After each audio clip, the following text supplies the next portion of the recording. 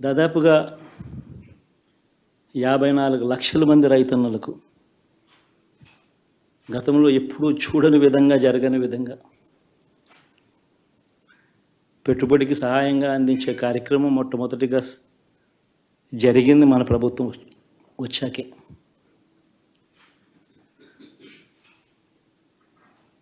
మరి అంతగా రైతన్నలకు తోడుగా ఉంటూ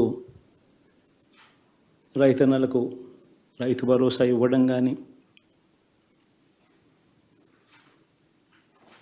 సమయానికే వారికి ఇన్పుట్ సబ్సిడీ ఎప్పుడు జరగని విధంగా సీజన్ ముగిసేలోగానే ఇచ్చే కార్యక్రమం కానీ, ఉచిత ఇన్సూరెన్స్ కానీ, పగటిపూట 9 గంటలు ఇచ్చే కార్యక్రమం కానీ, ఉచిత విద్యుత్ ఇచ్చే కార్యక్రమం కానీ, మరి 1/2 కోటి మంది రైతన్నల ప్రేమ ఏమైందో తెలియదు.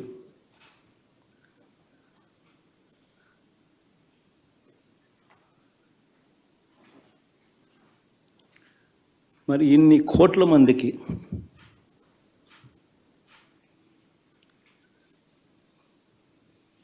పేదవాడికి తోడుగా ఉంటూ ఆటో డ్రైవర్లు నడుపుకుంటా ఉన్నవాళ్ళు ఆటోలు తోలుకుంటూ, టాక్సీలు తోలుకుంటూ ఇబ్బంది పడకూడదని వారికి అండగా ఉంటూ ఓ వాహనమిత్ర, నేతన్నలకు అండగా ఉంటూ ఓ నేతన్న నేస్తం,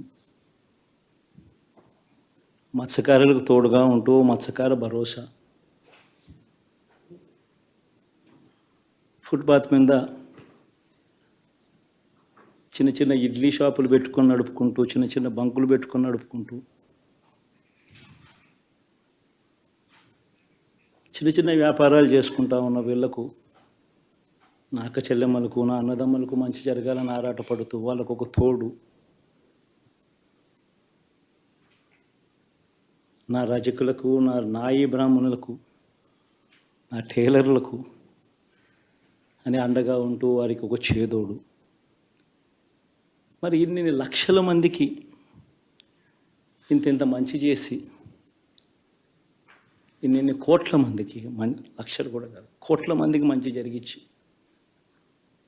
ఎప్పుడు జరగని విధంగా మేనిఫెస్టో అంటే ఒక చెత్తబుట్టలో పడేసే డాక్యుమెంట్ కాదు. ఒక మేనిఫెస్టో అంటే ఒక బైబిల్ అని, ఒక ఖురాన్ అని, ఒక భగవద్గీత అని మొట్టమొదటి రోజు నుంచి కూడా భావిస్తూ